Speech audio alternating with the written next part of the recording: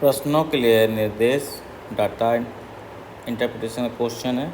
नीचे दी दो pie chart दिए गए हैं जिनमें से एक भिन्न पदों में कर्मचारियों के वितरण का प्रतिनिधित्व करता है और दूसरा एक कंपनी वाईसीएस के लिए राज्य के आधार पर कर्मचारियों के वितरण का प्रतिनिधित्व करता है।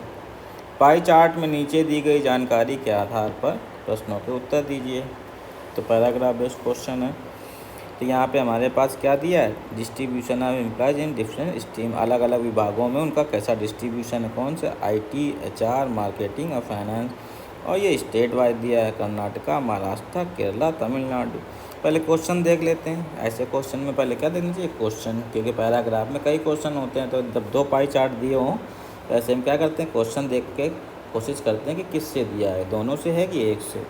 तो देखते हैं, एचआर कर्मचारियों की तुलना में आईटी कर्मचारी कितने प्रतिशत अधिक हैं।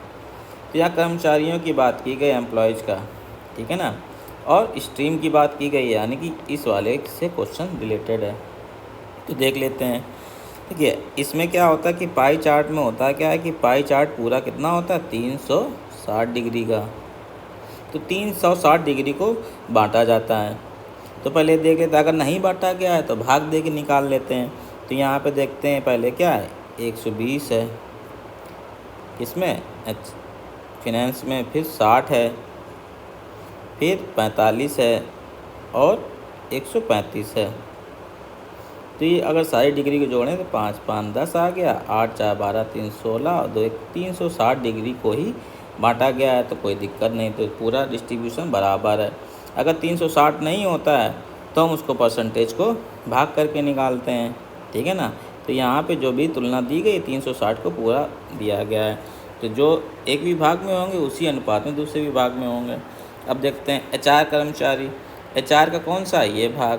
तो एचआर में कितने हैं, 45, ठीक है, 45 आ जाएंगे, 45%। आईटी कर्मचारी कितने हैं, आईटी में देख लेते हैं। आईटी में हमारे पास ब्लैंक है, तो ये कितने हैं, 60। तो ये पूछा एचआर कर्मचारियों की तुलना में, तुलना एचआर से कराई गई, तो कितने प्रतिशत अधिक है। तो जो आपका अभीष्ट प्रतिशत होगा वो कितना हो जाएगा, तो आईटी कर्मचारियों से एचआर का घटा देंगे और तुलना जिससे की गई वो नीचे आ जाएगा परसेंटेज की तरह, और प्रतिशत निकालना है तो गुणे 100, ठीक है ना। तो आईटी कर्मचारी 60, एचआर कर्मचारी 45, और तुलना किसकी की गई जिससे तुलना की जाती है उससे डिवाइड कर देते हैं। तो देख लेते हैं, 60 में हमारे पास कितना चला जाएगा, 45, तो 15/45 गुणे 100, तो 15 को काट देते हैं, 15 से 45, 3 का भाग 100 में देते हैं, तो कितना आ जाएगा, 33.33%। तो आंसर हमारे पास क्या आ जाएगा, ऑप्शन 1।